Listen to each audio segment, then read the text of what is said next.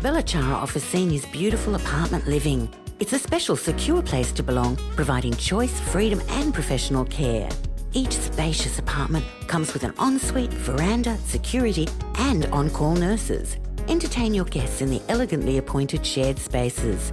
Our vibrant activities program will keep your mind and body active. Bellachara welcomes new residents. Call us today on 5202 5300 for a personal tour. Good evening and welcome to News Geelong on this first day of March 2013. Yes, the first day of autumn in this particular year. Anzac 2015 will see the centenary of this significant day of commemoration throughout our great nation, as commitments to funding special projects for the occasion were made this past week by the federal government. Paco Festa is the besta.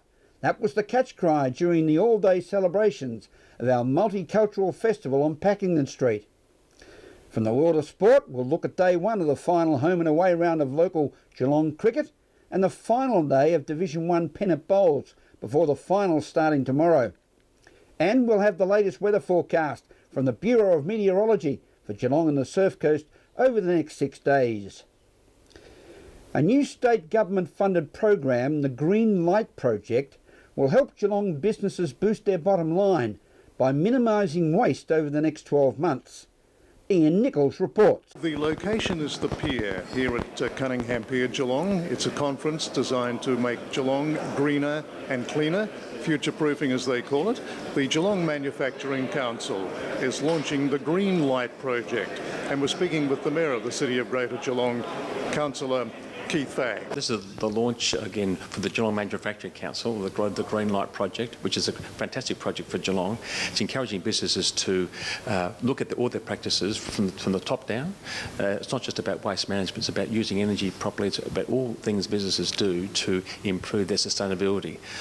Recognising businesses as a part of a community, and we need to look at the long-term impact of what businesses do. This program is actually aimed at helping businesses improve their bottom line, but also from a broader point of view, reducing the resource usage and actually making a better contribution to our community. So it really is a win-win situation from both points of view.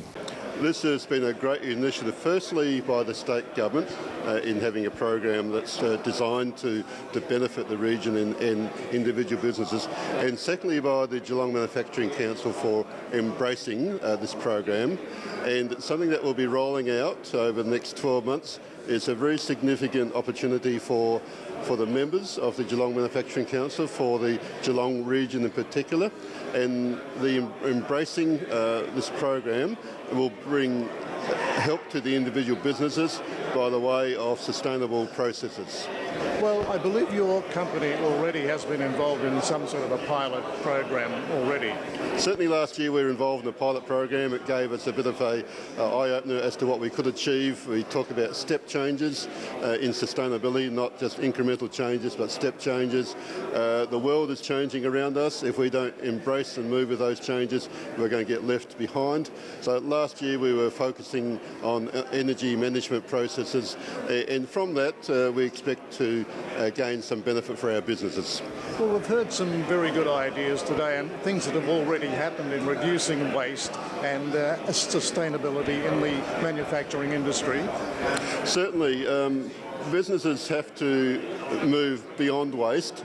In fact, Beyond Waste was the funding arm of Sustainability Victoria, and just the nature of those words means that we have to consider waste as a resource, not as an impediment, and these programs are designed to make us think a little bit differently. Well, we know that manufacturing always has been doing it tough, but in spite of all that, you're moving forward with programs that are going to take up the cudgels, if you like, and reduce your emissions and your waste and just a cleaner and greener environment all round. Certainly, the more we can embrace the changes and stay ahead of the pack, otherwise we find ourselves on the wrong side of the changes. We can't always manage what occurs around us. Either we're a part of the global enterprise. It's up to us now to recognise that. It's up to us to embrace anything that's going to give us a benefit. Well, let's hope that the next meeting sees a lot of your members coming on board and taking up the challenge. Certainly the presentations today, particularly by Dean Belfield, who's managing the programs, he was able to outline the benefits, and certainly a lot of enthusiasm amongst the members here. And from that, we can already see that the programs are going to be quite well subscribed.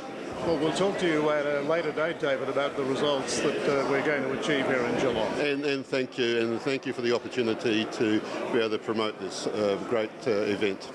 At the launch of the Green Light project here at the pier, this is Ian Nichols for News Geelong. Thank you, Ian. 2015 marks the centenary of the fateful day of April 25, 1915, a day we as Australians continue to commemorate as Anzac Day. The federal government has allocated funds to each electorate around Australia to develop and involve schools and community groups to be further involved in special ways on this centenary. News Geelong was at the Geelong Peace Memorial for the announcement. What we're doing today is confirming our desire to have a community grants program operating in every electorate across Australia. And what we'll be doing is making $100,000 available to every electorate. And when we will be expecting the local member, in this case Richard and Darren, to set up committees in their electorates. They can talk to one another. Those committees will then come up with proposals for using the $100,000 around the commemorative events for 2015. They'll put those proposals to the Department of Veterans Affairs, and in the end approval will be signed off by myself or wherever's Minister for Veterans Affairs. This is something we think is very important. There's a great call from communities around the country to know how they can access some resources, to look at memorials, to look at events, to look at school projects, a whole range of different things. And we think this is a good way of doing it. Clearly there's a limit to the amount of money which is to be made available, but it's important.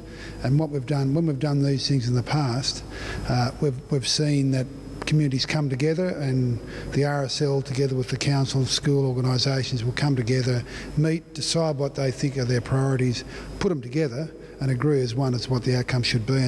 Well, I certainly look forward to hearing submissions from right around the broader Geelong community about ways in which we can all come together and recognise that 100 years ago today, people, of course, were fighting on the shores of Gallipoli, paying the ultimate sacrifice.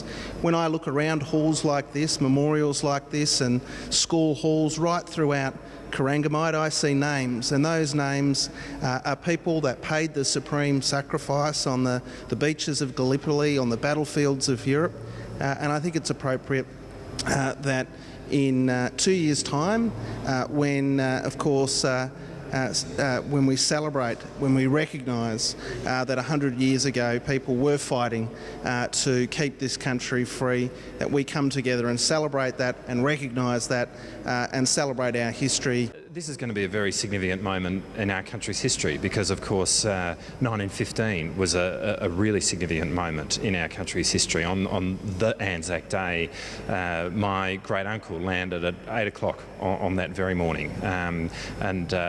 Looking at his records, which of course people can obtain from the Australian War Memorial, is a very moving experience. You see Australia's living history, but of course you see your own family's living history. And 60,000 Australians died in the First World War, 9,000 at Gallipoli, which for a very small country was one of the highest rates of casualty in the First World War. And when you look at all the monuments in all the small towns around Australia, they speak to a national pain which was felt in the aftermath of the First World War. And what this announcement today is about is, of course, making sure that all those monuments, those incredible expressions of grief, but what have left for us today an enormous sense of history, that those can be maintained. And we're standing, I think, in one of the most beautiful memorials to the First World War that exists in a country, and really one of the most beautiful spaces that we have in Geelong. when school kids come into this space, they see Australia's history, but they see Geelong's history as well. There are, great Geelong names on our walls here. McCann, Simmons. There are 4 Harrisons who paid the ultimate price, who are listed there on the tablet behind us. There are a couple of Fannings who served, who are noted on the walls as having enlisted here in Geelong. I mean, this is Geelong's living history. These are their families live amongst us today. Their kids are going to school today, and I think kids coming here, seeing their nation pay an appropriate amount of respect to these places and investing in their upkeep, says something about how important this history is and how those events have shaped our country and shaped all the kids and all of us who live here today. $100,000 to each federal electorate is a very good start to allow people to start planning for their centenary celebrations. It'll go a long way to help a lot of organisations that plan to do something for 2015, and I hope here in Geelong that we can get a committee together working for the City of Greater Geelong, and we can use the resources constructively and for the best benefit of the people of Geelong. And thank you to all involved. This is News Geelong. As we head to a break, you can follow your favourite stories from News Geelong on YouTube. www.youtube.com/guestmedia, GESTMEDIA. We'll return with more news after this.